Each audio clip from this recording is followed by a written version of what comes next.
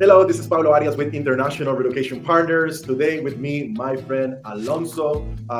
He is I'll call it an influencer, and I would call it as well also an expat leader within Panama. And I'm saying leader because every time I see somebody who's willing to share information, who's willing to learn, and then share this information for others to enhance this process and to make it easy on you, I do believe that's leadership. And Alonso's been doing that for a couple of years. I want to show you a little bit about his YouTube channel and all the information he's sharing. Alonso, please introduce yourself and also tell us a little bit about what is it that you're doing in Panama and about your YouTube channel. We'd love to hear about it. Okay, Pablo. Well, thanks for having me. Very much appreciated. Hello, everyone out there. My name is Alonzo. I've been living in Panama as an expat now for 2 years. We were inspired to leave the United States, as many people have been. Just with all of the turmoil and strife, everything going on there, the economy crashing, and crime going up, and just overall not a great situation there. So we began to look at what would be some options for living abroad. And like every time that we did some research, Panama was always in the mix. It's like if you look up the top 5 places to retire, not that we're retired, we are running like online business from here, but it's still a reason why so many retirees chose to live in this place. So that's what piqued our interest about Panama. We decided to take a couple of exploratory trips, which ended up being like 4 trips total, 1 for me and 3 with my wife. And before we made the move here, as far as the YouTube channel, we decided to start that before making the move to Panama to help others who are interested in making this move as well, or to just make an international move in general. As we were preparing for our move, we started the channel. I think it was September of 2020, and so that was about a year and a half before our move. I was able to use a lot of footage that we had accumulated through our exploratory trips, share a lot of the information that we had researched with everyone, and so that we can put the information out there, and then also just to help people to minimize their mistakes, because not everything was perfect, with us. So it kind of helps people to avoid some of the pitfalls that we did run into. And so that was the premise behind, and still is behind, the YouTube channel. Yeah, I was going through it and I was showing everybody, a little bit about what you have, and you have about, interviews with real estate people and, local places, the farmers market, lots of interesting information. And I do think, people before they make this type of big transaction, this big move, they need to learn a lot. And what you have done, I think, is amazing. Coming here, making these trips, getting to know the place, and then in the way doing the YouTube channel it's amazing. So how long have you been doing this YouTube channel? For a couple of years? The channel's been up for about 2.5 years. We started in, I think, September of 2020. I think that's right, 2020. Yes, September 2020. So about 2.5 years. We weren't all that active for about a 6 or 7 month stretch. Last year, we spent a lot of time traveling, made a couple of trips back to the States, and spent a lot of time exploring Panama. So I was able to build up a lot of footage for a lot of upcoming videos. But overall, yeah, it's been about 2.5 years. So I want to invite everybody who is looking at this video and wants to learn more about Panama, go check Alonso's channel. The information is below. It's below on the screen. That's the chosen Few Expats, and just go ahead immediately, just click and subscribe and hit that notification bell, as well as ours. That would be nice to have as well. We're trying to grow this channel. We're interviewing people, and we want to provide information to the expat communities all over, not just Panama, Costa Rica, Panama, Mexico, and that is of a big help. And if you guys do know what we do international moving services, and we specialize in the expat community, those who are looking to move from United States and Canada to countries like Mexico, Costa Rica, Panama, and so on. And Alonso, I have just 3 questions. I just want to get a little feedback from you. I think these are some of the most important questions. The first one is, why Panama? Very quick. What is the big motivation for Panama? So as I mentioned a little while ago, it was chiefly driven by the deteriorating conditions in the U.S. There's a lot of strife going on, basically like along every line imaginable, along racial lines, political lines. It's pretty much a powder keg. The economy is taking a hit there, and things just don't look promising. So that's really what started our process of wanting to make a move to out of the country. And then, like I said, once we did start doing some investigating, we looked into places like Panama, Belize, Costa Rica, a little bit Ecuador, and just kind of landed on Panama for a number of reasons. Like I mentioned before, so many retirees choose this as a destination. It's been ranked like 1 or 2 on international livings, places to retire for some time. And we're just like, okay, well, why is that? And so when you take a closer look at it, you're like, okay, it's close in proximity to the U.S. So if you want to get home, you're a 2.5 hour flight from Miami, 3.5 hour flight from Atlanta. So you can get back fairly quickly. Of course, you have the great weather. You're in the tropics, so you never have to worry about anything with weather. A couple of more appealing things about it is by them being using the U.S. dollar. So I would say Panama's official currency is still the Balboa. A very important point for people to remember that the Panamanian Balboa. Yes, it is. The Balboa is pegged 1-for-1 with the U.S. dollar, but Panama's official currency is still the Balboa. So, if and in my opinion, when the U.S. dollar, takes a bit of a hit or something were to happen or whatever, at any time Panama can decouple from them. They can go back to printing Balboas. Their official currency is still the Balboa. But the situation, just say in Ecuador, Ecuador's official currency is the U.S. dollar. So Ecuador is joined at the hip with whatever happens to the dollar, and there's nothing they can really would be able to do about it. So that was a very important factor. The economy and the banking system in Panama was ranked around top 11 to 12 in the world. The banks are very stable because they're ultra conservative. So they're very stable, and that's why historically a lot of people have moved their money and kept their money in Panama. So that's somewhat reassuring. And then just the overall economy. So Panama, when I did the research, this was a few years ago. At that time, they were making about $2.6 billion in revenue from the Panama Canal. And also, they have the second largest free trade zone in the world in Cologne, just behind Hong Kong. So that's something a lot of people don't know. So with Panama only having 4.3 million people, there's not a ton of people that they have to look after. And it's just like, wow, this little country is packing a big punch in terms of its economic power, around the world, because everyone needs that canal. And so the economy is not super dependent upon tourism, as is Costa Rica and some other Caribbean nations. So it was able to really absorb the hit from COVID, I think, a little bit better and come out of it more easily than some of these other nations. So aside from that, the exploratory trips, the people were great, wonderful, nice people. And, Panama just checked a whole lot of boxes. It's beautiful. You got the city, you got the beach, you got the mountains. So let me interrupt you because I often hear, and this is what we see online with a lot of the publications. You mentioned international living, and I can go and see many different sources of information for the expats, and it's all good, right? So you live in Panama, it's only a 3-hour flight. The dollar versus the Balboa is the same thing.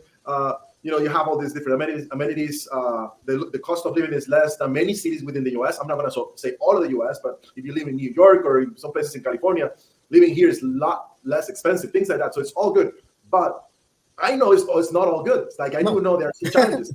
One of the challenges I often see at people, believe me, I move people to Panama, and I get 2 years later down the road, they say, "Hey, Pablo, Panama is not for me. And now, can you help me return me back to Virginia, return me back to Ontario?" So I know it's not all roses. It's not a walk in the park. And I do think, and this is the next question, I do think, there is a cultural shock. So this is a question for you. I want you to just let me know if you felt, what are some of the most significant cultural differences that you have experienced by moving into Panama, and if you think this is a real big challenge.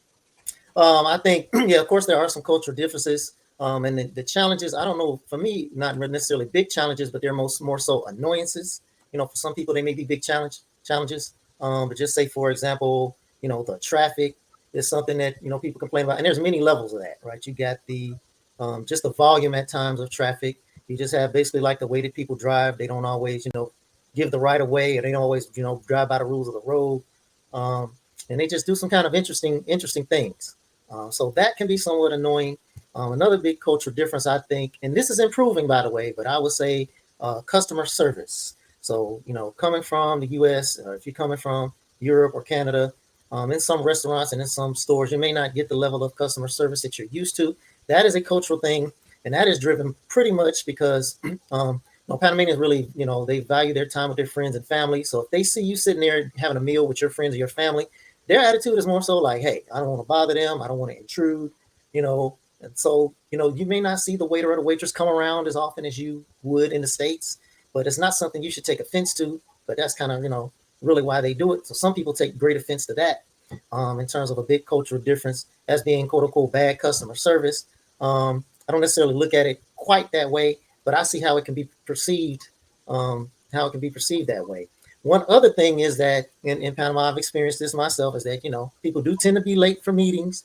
They could be late for meetings, appointments, or could miss them all together. And it's really for the same reason. It's like they value the time with their friends and family above everything, and like even above, work and making money. So if they're in the middle of some, great experience or conversation that they're having with someone, they're going to lock into that. And if they got to be 20 minutes or a half hour late for whatever it is, that's what's going to happen. And so some of these things are, annoyances for some people. Like for me, I would call it more of an annoyance than a challenge. So, I mean, those are a couple. Alonso, I think you're being too nice. You're being super nice in general, and this is not just something that happens in Panama. So I just want to level up the field. I am a Costa Rican, so I am an expat who is living in Panama. And of course, in Latin America in general, there are some few things. And I lived in the US for about a decade, so I do have a good understanding of what's expected, as a US customer, and I sold, high ticket items for like many years in the United States. So I kind of get the idea, and I know you're being super generous with your feedback here. In my personal opinion, I think the same as the Costa Rica. So I'm a Costa Rican. We have the same pura vida, which is like it's all about life. It's pure life. But it also means it's like relax, pura vida. And the Panamanians and many other countries within Latin America are going to be more relaxed. I mean, we are going to work. I mean, I remember back in the US, I used to work easily 60 hours a week, just work. But I mean, we are literally in the US, when you are in the US, lots of people literally in the rat race. I mean, that's for sure. And when I move back to Costa Rica, then when you do business in Latin America, we work 8 hours and then we go pick up the kids, enjoy time. And where you're coming from, you are right on that sense. I mean, we just don't necessarily want to be 24/7 for a customer answering calls at 8 p.m. That's not going to happen with many of your providers. So you want to find an attorney, you start calling the attorney at 9 p.m. That's kind of like irrespectful. It's something like you're kind of like crossing the line. So a lot of people may have an attorney in the US, may have a doctor, but I don't think that's even true in the US. If you're calling your attorney at 9 p.m., they're going to send you a bill probably. It's going to be an expensive bill. But here, I don't know, maybe people just don't get this, or experts do not get this. And I want to be controversial about it because I think it's important. Some people, just want to call at 8, 9 p.m. That's on the defense side for the Panamanian or the Costa Rican or the Latin American. But on the other side, we tend to be a lot more relaxed and a lot more irresponsible, not understanding people's time. And this happened for Costa Rica, for Panama, and many other countries. You set an appointment at 3 p.m. and oftentimes you can get a phone call 5 minutes before I'm going to be late. So you already make all your arrangements for that appointment and somebody's going to show up late. So that's too bad. Or depending on the type of provider you get or the type of people you're getting, you may not even get a phone call. So that's horrible. That's just horrible. But in the other hand, that tells a lot, the type of provider you're getting into. And then you could find good providers. And I'm going to say, 5% of everybody will have a better understanding of what expected internationally. What is being polite in business? What is being polite? So not everybody's going to get it. But if you get this, this is kind of like what you could expect it. So just be ready. And oftentimes I said, if you're going into an appointment, you're not sure, you confirm first in the morning. And then you confirm a little before, like an hour before, yes. And then you read your book in case they don't show up, and then just read something and enjoy your time and enjoy life, and then be, like the Costa Rica would say, pura vida, or just relax, because it could happen, and it's part of the things you need to be aware of before you make this change. One last question, and I want to, wrap this conversation with this. If you were to give, one piece of advice to someone who is considering to move to Panama, what would that be? I'll give you more than one piece. Well, the first thing people need to do if they're considering moving to Panama is to, do as much homework as you can and investigate, utilize as many resources as you can. Hopefully you all can subscribe to our channel, look at some of the information that we have, as well as some other YouTubers out there, and then just some other information online. And, Pablo, just utilize all your resources to gather as much information as you can, so that you can see, okay, is Panama still in the running for me or not? And then if it is, then I 100% recommend you take an exploratory trip or two to check it out. You have to put eyes on it for yourself and interact with people. And you take this trip, you can't take it as like a vacation. Yes, you do want to be able to go around, do some touristy things, see some things. That's all fine and well and good. But when you take these particular trips, you have to go in with the mindset of treat it like. So you may be just staying in a hotel. You may be going home in a week, but think as if I'm living here. Go to the grocery store, take a walk around, go to some of the strip malls, take a walk around, go to the park, just do some things that you would do in your normal life back home, and just see, you know, how the amenities match up in terms of things that you want, things that you normally get. Can you still get them? Can you still do certain things? Are there certain things you can do without? So you definitely want to take an exploratory trip.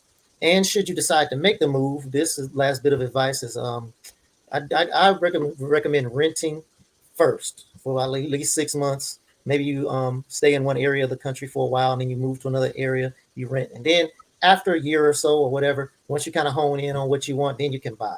Because you have the city, the beach, and the mountains. So in your mind, you can think, oh, okay, I'm a city guy. Yeah, I love the city. I want to be in the city. You know, the city is great. And then you get there and the traffic hits you or whatever, for whatever reason, you're like, man, I think I want to live out near the beach. Or it could be vice versa. Oh, the beach is too quiet. I think I want to live in the city. Or the beach is too hot. I don't want to live in the mountains. So you can have a thought in your head as to what you want. But once you get here, that could change. So you should definitely rent and take your time and figure out where you want to live and then make your purchase if you're going to buy.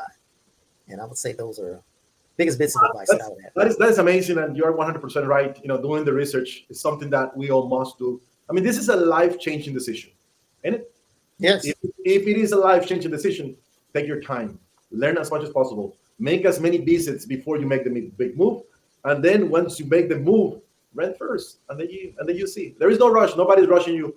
Do not fall into a trap of, oh, I found this beautiful house. This is a great deal. This is going to be a last house that I'm going to. That's not true. I mean, there's going to be other houses. There's going to be other opportunities. The first thing you need to find out is if Panama is good for you. This is the end. You know, that's it. You know, it's been 20 minutes. Thank you so much. Oh, wow. You guys, please subscribe to our channels, share and subscribe. Hit the notification button if you want to get more content like this. Thank you so much. Thanks for having me, Pablo. Thanks, everyone out there.